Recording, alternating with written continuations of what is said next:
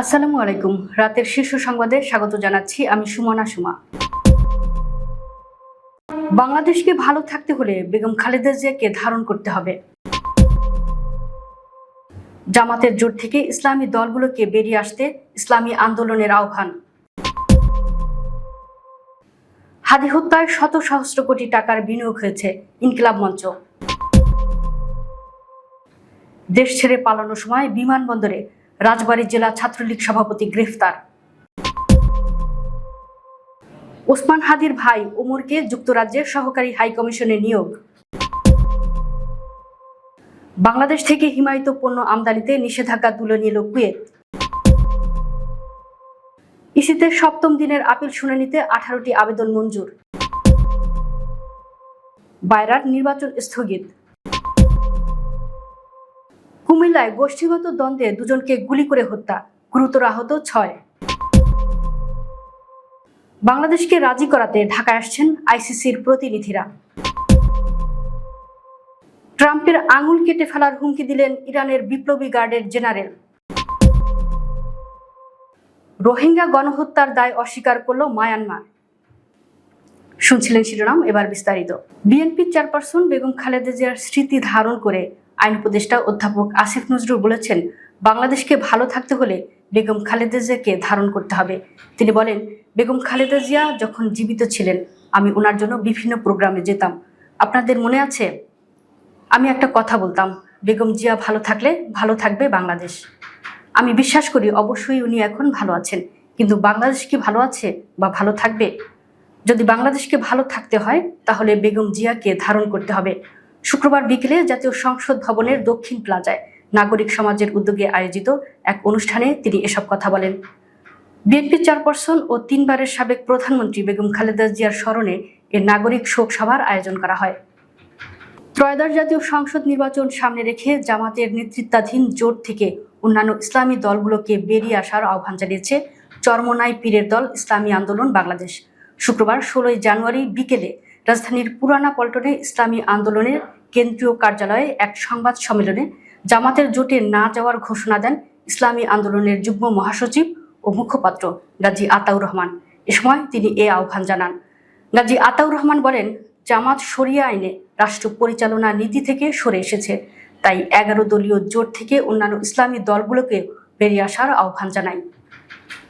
শহীদ ওসমান হাদি হত্যায় শত সহস্র কোটি টাকার বিনিয়োগ হয়েছে বলে অভিযোগ করেছেন ইনকিলাব মঞ্চের সদস্য সচিব আব্দুল্লাহ আল জাবের। তিনি বলেন, বিনিয়োগকারীরা শুধু হাদির মাথায় গুলি করেননি, তারা বাংলাদেশের মাথায়, বাংলাদেশের পতাকায় এবং বাংলাদেশের সার্বভৌমত্বের উপর গুলি করেছে। শুক্রবার 16 জানুয়ারি জুমার নামাজের পর ঢাকা বিশ্ববিদ্যালয়ে বিক্ষোভ মিছিল শেষে টিএসসির সন্ত্রাস বিরোধী রাজু ভাস্কর্যের পাদদেশে অনুষ্ঠিত সমাবেশে তিনি কথা বলেন। আব্দুল্লাহ আল জাবের অভিযোগ করেন, শহীদ হাদি হত্যাকাণ্ডের চার্জশিটে মূল আসামিদের কাউকেই অন্তর্ভুক্ত করা হয়নি। আসামিদের কারা আড়াল করতে চায় আমরা তা বুঝি, রাষ্ট্র তাদের আড়াল না করলে তাদের লুকানোর কোনো পথ নেই। তিনি বলেন, গত 17 বছরে বিরোধী দলের কেউ যদি 40 ফুট মাটির নিচে লুকিয়েও থাকতো, রাষ্ট্র তাকে খুঁজে বের করেছে, অথচ হাদিকে হত্যাকারীরা দেশেই রয়েছে। রাজবাড়ী জেলা ছাত্রলীগের সভাপতি মোহাম্মদ শাহিন শেখকে গ্রেপ্তার করা হয়েছে। দেশ ছেড়ে পালানোর সময় ঢাকার হযরত শাহজালাল আন্তর্জাতিক বিমানবন্দরে ইমিগ্রেশন থেকে নিষিদ্ধ ঘোষিত ছাত্র সংগঠন ছাত্রলীগের এই নেতাকে গ্রেফতার করা হয়। শুক্রবার বিকেলে পৌনে 3টায় রাজবাড়ীর অতিরিক্ত পুলিশ সুপার তাপস কুমার পাল বিষয়টির সত্যতা নিশ্চিত করেন। তিনি জানান, শাহিন শেখকে হযরত শাহজালাল আন্তর্জাতিক বিমানবন্দরের ইমিগ্রেশন থেকে গ্রেফতার করা হয়। শাহিন শেখ রাজবাড়ী সদর উপজেলার মৃত লোকমান শেখের ছেলে। 2022 সালের মার্চে তিনি রাজবাড়ী জেলা ছাত্রলীগের সভাপতি হিসেবে দায়িত্ব পান। 2024 সালের 5 আগস্টের গণ অভ্যুত্থানে আওয়ামী লীগ সরকারের পতনের পর থেকে তিনি আত্মগোপনে ছিলেন। তার নামে 24 জুলাই আন্দোলনের একাধিক মামলা রয়েছে। যুক্তরাজ্যের বার্মিংহামে বাংলাদেশের সহকারী হাই কমিশনে দ্বিতীয় সচিব পদে চুক্তিভিত্তিক নিয়োগ পেয়েছেন ওমর বিন হাদি। তিনি ইনকিলাব মঞ্চের প্রতিষ্ঠাতা, আহ্বায়ক ও মুখপাত্র শহীদ শরীফ ওসমান হাদির বড় ভাই। বৃহস্পতিবার জনপ্রশাসন মন্ত্রণালয়ের চুক্তি ও বৈদেশিক নিয়োগ শাখা থেকে জারি করা এক প্রজ্ঞাপনে এই নিয়োগের বিষয়টি জানানো হয়েছে। রাষ্ট্রপতির আদেশক্রমে প্রজ্ঞাপনটিতে সই করেছেন যুগ্ম সচিব আবুল হায়াত মোহাম্মদ রফিক। প্রজ্ঞাপনে বলা হয়েছে, অন্য যে কোনো পেশা, ব্যবসা বা সরকারি, আধা সরকারি, বেসরকারি প্রতিষ্ঠান সংগঠনের সঙ্গে কর্মসম্পর্ক পরিত্যাগের শর্তে যোগদানের তারিখ থেকে 3 বছর মেয়াদে চুক্তিভিত্তিক এই নিয়োগ দেওয়া হলো। এতে আরও উল্লেখ করা হয় যে নিয়োগের অন্যান্য শর্তাবলী চুক্তিপত্র দ্বারা নির্ধারিত হবে এবং জনস্বার্থে এই আদেশ জারি করা হয়েছে। বাংলাদেশ থেকে সব ধরনের হিমায়িত পোল্ট্রির মাংস এবং মাংসজাত দ্রব্য ও ডিম আমদানির উপর নিষেধাজ্ঞা তুলে নিয়েছে কুয়েত সরকার। বৃহস্পতিবার 15 ডিসেম্বর কুয়েতে অবস্থিত বাংলাদেশ দূতাবাস এ তথ্য জানিয়েছে। দূতাবাস জানায়, কুয়েত সরকার বাংলাদেশ থেকে সব ধরনের হিমায়িত মুরগির মাংস, মাংসজাত পণ্য ও ডিম আমদানির উপর আগের যে নিষেধাজ্ঞা ছিল তা তুলে নিয়েছে। ত্রয়োদশ জাতীয় সংসদ নির্বাচনে মনোনয়নপত্র বাছাই রিটার্নিং অফিসারের সিদ্ধান্তের বিরুদ্ধে আপিল শুনানির 7ম দিনে 43টি আবেদনের শুনানি গ্রহণ করা হয়েছে। শুক্রবার সংবাদ মাধ্যম ইসির পরিচালক জনসংযোগ মোহাম্মদ রুহুল আমিন মল্লিক এক সংবাদ বিজ্ঞপ্তিতে বিষয়টি জানান। সংবাদ বিজ্ঞপ্তিতে জানানো হয়, 43টি আবেদনের মধ্যে মনোনয়নপত্র বাতিলের বিরুদ্ধে 18টি আপিল আবেদন মঞ্জুর হয়েছে এবং 17টি আপিল আবেদন নামঞ্জুর হয়েছে। কমিশন মনোনয়নপত্র গ্রহণের বিরুদ্ধে 4টি আপিল নামঞ্জুর করেছে।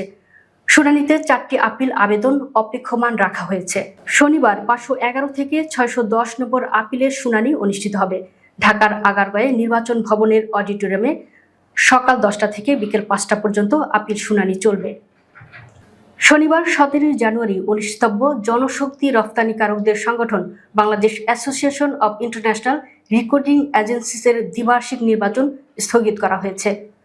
হাইকোর্ট বিভাগের একটি দ্বৈত বেঞ্চ নির্বাচনী তফসিলের উপর 2 সপ্তাহের স্থগিতাদেশ প্রদান করার এই সিদ্ধান্ত নেওয়া হয়েছে। শুক্রবার 16 জানুয়ারি বায়রা নির্বাচন বোর্ডের চেয়ারম্যান ও বাণিজ্য মন্ত্রণালয়ের উপসচিব ফিরোজ আল মামুনের সই করা এক জরুরি নোটিশে এ তথ্য জানানো হয়। জানা গেছে, ভোটার তালিকায় অসঙ্গতি ও নির্বাচনের নানা অনিয়মের অভিযোগ তুলে বায়রার সম্মিলিত সমন্বয় ফ্রন্টের সমন্বয়ক মোস্তফা মাহমুদ একটি রিট আবেদন করেন। সেই আবেদনের শুনানি শেষে হাইকোর্টের বিচারপতি ফাহমিদা কাদের ও বিচারপতি আসিফ হাসানের দ্বৈত বেঞ্চ বায়রার নির্বাচনী তফসিলের উপর 2 সপ্তাহের স্থগিতাদেশ দেন। এর পরিপ্রেক্ষিতে গত 29 অক্টোবর ঘোষিত নির্বাচনের সব কার্যক্রম স্থগিত করেছে নির্বাচন বোর্ড। কুমিল্লা জেলার নাঙ্গলকোট উপজেলায় আধিপত্য বিস্তারকে কেন্দ্র করে 2 গ্রুপের সংঘর্ষে 2 জন নিহত হয়েছেন। এ ঘটনায় আরও 6 জন গুরুতর আহত হয়েছেন।